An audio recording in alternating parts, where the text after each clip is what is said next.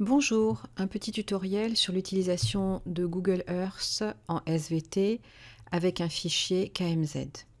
Donc j'ai téléchargé d'internet un fichier KMZ qui s'appelle Hawaii et je vais l'utiliser avec Google Earth. En SVT, on peut utiliser Google Earth tel quel avec tout ce qu'il y a déjà à l'intérieur, ou on peut utiliser des fichiers KMZ. Donc on fait fichier, ouvrir.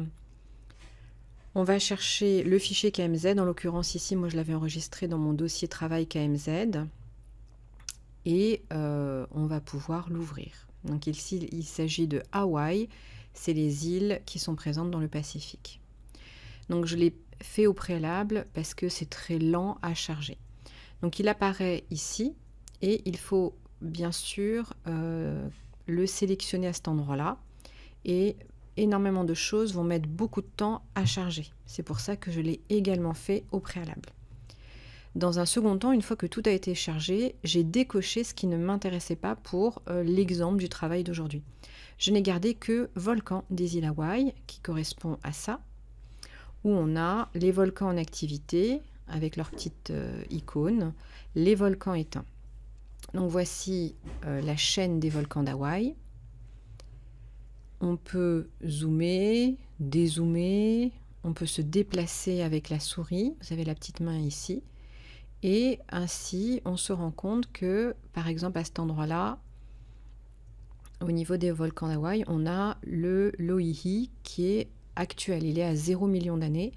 On vous précise que MA signifie million d'années, c'est l'âge des volcans. Le but du jeu est de calculer la distance entre le Loihi, c'est-à-dire le volcan actuel, et d'autres volcans en utilisant ici la règle, l'outil règle. Donc pour cela, on va sélectionner cet outil. Donc j'agrandis un petit peu pour avoir un peu plus de visibilité.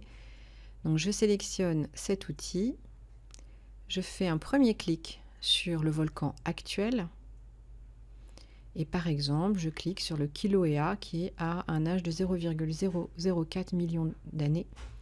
Et on obtient ici une distance de 55,45 km.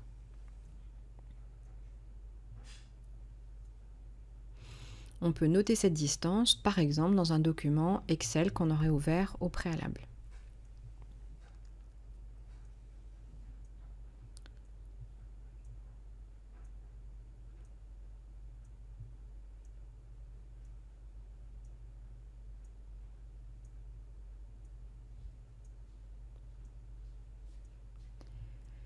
On peut effectuer ce travail avec plusieurs autres volcans.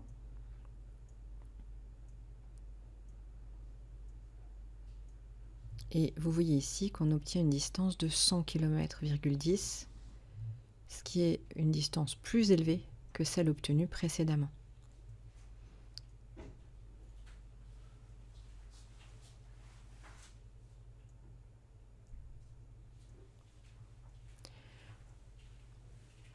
On obtient une distance de 226,89 km avec un volcan qui est beaucoup plus ancien, puisque daté de 0,75 millions d'années.